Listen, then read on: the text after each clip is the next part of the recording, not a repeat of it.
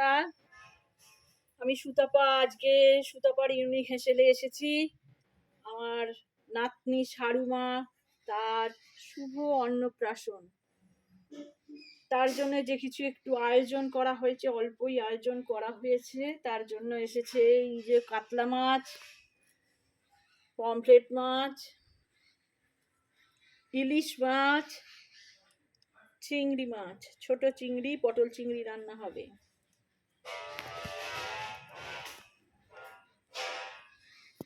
নমস্কার বন্ধুরা, আমি সুতপা। আজকে সুতপা ইউনিক হেসেলে আজকে এসেছি আর এক নতুন খবর নিয়ে। সারু, আমার নাতনি, তার আজ শুভ অন্নপ্রাশন। দেখুন, তাকে আপনারা সবাই খুব আশীর্বাদ করবেন থাকে। আর ছোট করে অনুষ্ঠান করা হয়েছে, কেননা তার পিপিন, পিসুন, বনুষ দাদা তারা কেউই থাকতে পারে না। তারা যখন আসবে তখন বড় অনুষ্ঠান হবে। এখন ওর নিয়ম মেনে যে অন্নপ্রাশন সেটা করা হয়েছে, এবং তার জন্যে আমি ঘরে আয়োজনে যা করেছি দেখুন, সমস্ত রান্নাগুলো আমার নিজের হাতে করা।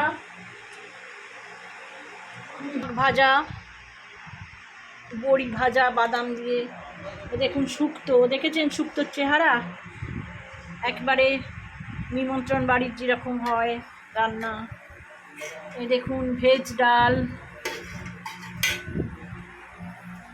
এটা হলো পটল চিংড়ি,